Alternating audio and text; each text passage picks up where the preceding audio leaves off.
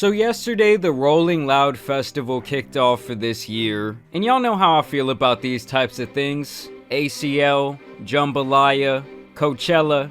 I'm just really not a big fan. Personally, I do not like big crowds of people. I don't want to be surrounded by thousands and thousands of sweaty white people jumping up and down.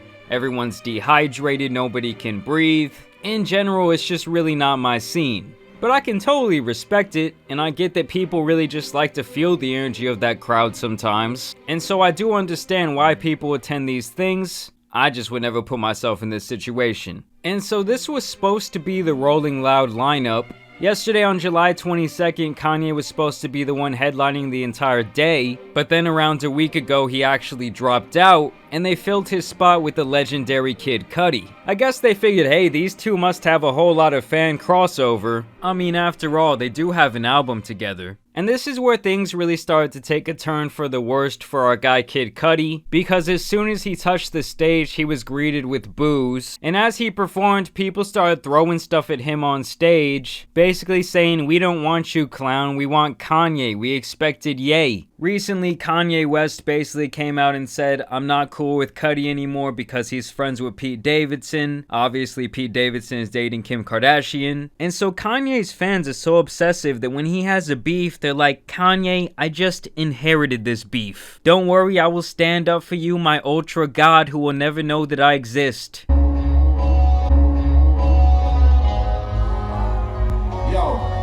I will walk off this stage. If y'all throw one more fucking thing up here, I will leave. I will leave right now. Throw one more fucking thing on the stage and I will walk off. I'm not fucking playing.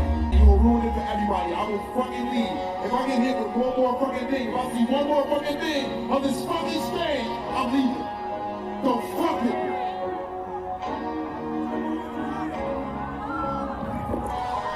Cudi's like, "I'm out. Fuck y'all. Fuck the disrespect. I know I'm getting paid to touch this stage, but I'm not getting paid to deal with y'all's bullshit. So fuck it, y'all aren't gonna appreciate this performance? I'm out." And here's the actual video of the kid who threw that bottle and made Kid Cudi go off the stage.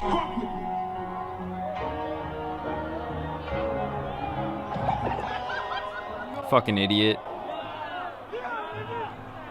Wow, bro, you're such a badass. I don't really know what it is about this new generation, but they're way too comfortable disrespecting hip-hop legends. I mean, I see Eminem get shit on all the time. I see 50 Cent get shit on. I've seen DMX. To people who are my age, you know, I'm 25, and I feel like a little bit older and a little bit younger. I mean, I would think for most people, Kid Cudi is like a top 10 rapper just based on nostalgia, just based on the memories you made while you were listening to his music growing up. I remember when I first heard Kid Cudi, I was like amazed. I personally had never really heard someone convey their emotions in that way in a rap song. And above all of that, I think that Kid Cudi is one of the most influential artists of his entire generation. It really does suck, guys, because Kid Cudi has been shit on relentlessly in the past, and he really does seem to be the type of artist that does take this kind of stuff with a grain of salt. He's obviously not the most emotionally stable guy, and so when he goes through something like this, I really do feel for him. It's just whenever I see wholesome artists get disrespected,